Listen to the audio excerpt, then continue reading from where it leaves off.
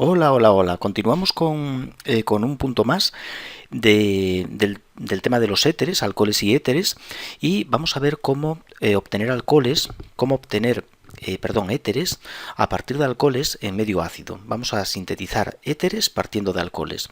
Vamos a empezar con alcoholes primarios. Vamos a utilizar dos alcoholes primarios y los vamos a condensar. Por ejemplo, para que no nos cueste mucho trabajo el escribirlo, vamos a usar una molécula pequeña, etanol, y dos moléculas de etanol las vamos a condensar en un medio sulfúrico, en un medio ácido mineral. Pero necesitamos calentar, y hay que calentar de forma bastante importante, a unos 130 o 140 grados. Pero debemos tener en cuenta que esta temperatura no debe superarse. Si nos vamos a unos 170-180 grados, el resultado es diferente. No vamos a obtener lo mismo. Aquí nuestro objetivo es condensar los dos alcoholes para que nos formen un éter. En este caso vamos a obtener el famoso disolvente dietil éter.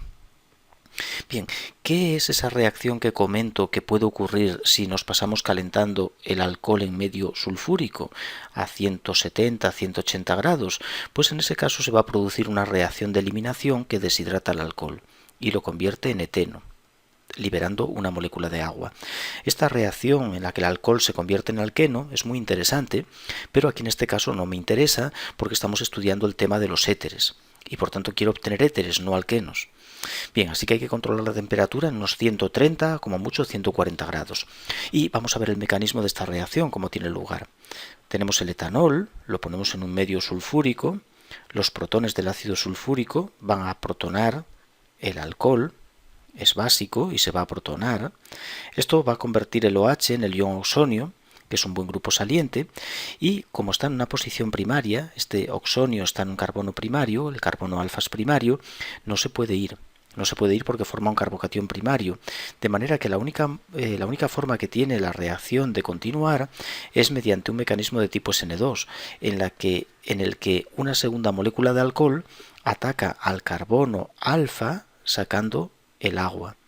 Pero estarás pensando que esto incumple reglas básicas de la química orgánica, porque lo que acabo de dibujar ahí es un mecanismo de tipo SN2. Estamos dibujando un mecanismo, una SN2. Y las SN2 precisan de nucleófilos aceptables, nucleófilos buenos. Este alcohol es el nucleófilo.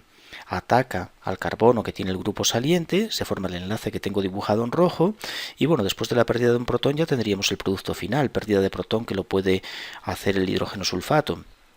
Pero como digo, este mecanismo, este paso de aquí es una SN2, estamos ante una SN2. Y una SN2 precisa de un nucleófilo bueno. No lo tengo, el alcohol es un nucleófilo muy malo. ¿Cómo es posible? ¿Cómo se resuelve esto? Pues muy fácil. La SN2 no es viable, pero sí lo es si calentamos lo suficiente. Unos 130-140 grados permiten que este mecanismo de tipo SN2 transcurra. Lógicamente a temperatura moderada no va a ir, porque carecemos de nucleófilo. Pero calentando sí se consigue el producto final, el éter. Así que dos alcoholes primarios se pueden condensar para formar un éter si los calentamos de forma importante con sulfúrico y el mecanismo que se sigue es una SN2. La reacción está limitada a dos moléculas, o sea, a un solo tipo de alcohol.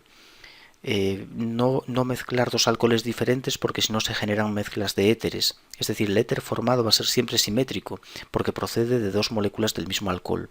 No vamos a utilizar alcoholes diferentes ya que dará mezclas.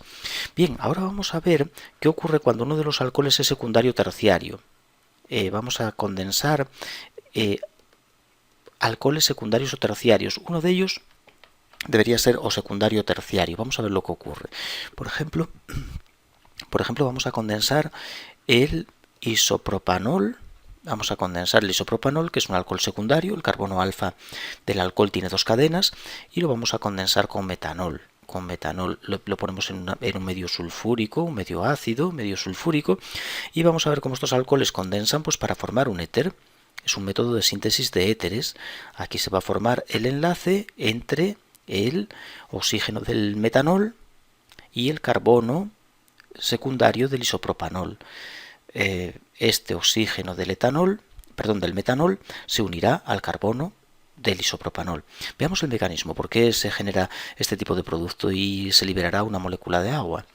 Bien, en el mecanismo se va a protonar el isopropanol. Bueno, se puede protonar cualquiera de los alcoholes. Tenemos un medio ácido y cualquiera de los alcoholes puede coger el protón del sulfúrico. Los dos se protonan prácticamente con la misma probabilidad, pero tiene una ventaja el protonar el isopropanol. ¿Por qué es ventajoso el isopropanol frente al metanol? Porque en este caso el grupo saliente, que es la molécula de agua, se encuentra en un carbono secundario y por tanto se podría marchar sin problema para formar un carbocatión estable. Esa es la ventaja que tiene el protonar el isopropanol. Y es que el agua se puede ir de la molécula, dándonos un carbocatión. ¿Qué ocurre si protonamos el metanol? El agua no puede marcharse, porque dará un catión metilo, y el catión metilo es inestable. Y ahora, el metanol que hay en el medio, pues actuará como nucleófilo capturando los carbocationes. Y ahí es donde obtenemos el éter. Esta reacción no requiere una temperatura importante, porque transcurre a través de un intermedio favorable, que es el carbocatión. Se forma el carbocatión, es un intermedio reactivo y el metanol, aunque es mal nucleófilo, lo captura sin problema. Solo falta un paso, que es la pérdida del protón del metanol, del éter, el protón del éter, el protón que está protonando el éter, y ya nos deja el éter final. De esta manera podemos conseguir éteres a partir de dos alcoholes. Si uno de ellos es secundario o terciario, es el que debemos protonar, porque el agua se marcha fácilmente, formando un carbocatión que es atacado por el otro alcohol. Esto permite formar formar éteres de manera muy sencilla, sin necesidad de calentar, y es una reacción que va muy bien. Es especialmente interesante los éteres que formamos a partir de terbutanol. Sirven para proteger alcoholes. Si eso en el punto siguiente lo pongo un ejemplo de la importancia que tiene esto de los grupos protectores de los alcoholes, pero bueno, voy a hacer un ejemplo. Imaginemos que tenemos este alcohol, el propanol y el 1-propanol, y le añadimos terbutanol, el terbutanol. Voy a dibujarlo así, terbutanol. Tenemos un alcohol primario y un alcohol terciario y le ponemos ácido sulfúrico que va a actuar como catalizador. Bien, el resultado es que al alcohol primario, al oxígeno del alcohol primario, se le unirá el grupo terbutilo del terbutanol. Y esto genera un éter de terbutilo, que nos sirve para proteger el alcohol. ¿Y qué significa eso de proteger? Bueno, el alcohol es muy reactivo, es un grupo reactivo porque tiene pares solitarios con los que puede atacar, pero sobre todo tiene aquí un hidrógeno ácido que es muy molesto muchas veces. Cuando en el medio ponemos bases, las bases arrancan este hidrógeno, nos forman un alcóxido que es muy nucleófilo y muy básico, y normalmente hay problemas.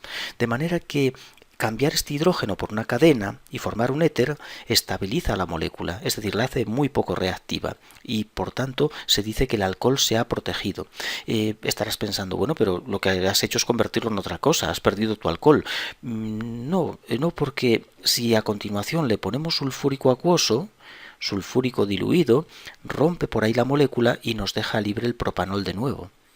Y bueno, y el grupo terbutilo suele eliminar, porque la reacción suele llevar algo de calor, suele calentar un poco, y por tanto forma el 2-metilpropeno en una reacción de tipo E1. De esta manera regeneramos nuestro alcohol. Por tanto, tiene sentido el hablar de protección. Lo protejo para evitar que reaccione, y cuando ya he hecho la reacción que me interesa, le pongo sulfúrico acuoso y dejo libre otra vez mi alcohol, es decir, lo vuelvo a desproteger. Vamos a volver a dibujar el mecanismo por el cual transcurre esta reacción de formación de ese éter a partir de dos alcoholes y medio ácido. Debemos protonar, como ya comentamos antes, el alcohol más sustituido, en este caso el terciario. Ambos se protonan casi por igual, pero el terciario pierde agua muy fácilmente, para formar un catión muy estable, que es el catión terbutilo, al que inmediatamente le ataca el otro alcohol.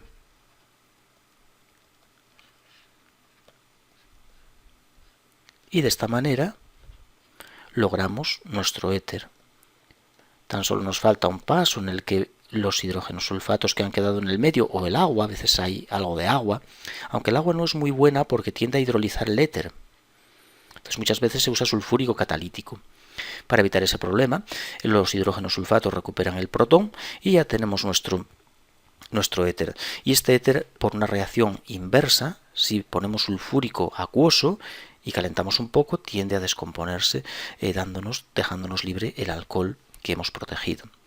Bien, los éteres también los podemos obtener mediante una SN1. Bueno, esto que estamos haciendo aquí son SN1s, pero son SN1 a partir de dos alcoholes. Pero podemos hacer una SN1 normal.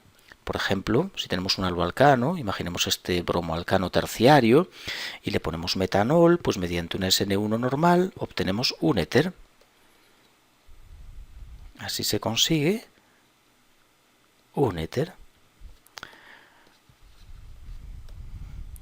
Este mecanismo es una reacción que se conoce como solvólisis, que bueno, es una SN1. En un primer paso se pierde el bromo porque está en una posición terciaria y por tanto forma un carbocatión estable y no tiene problema en irse.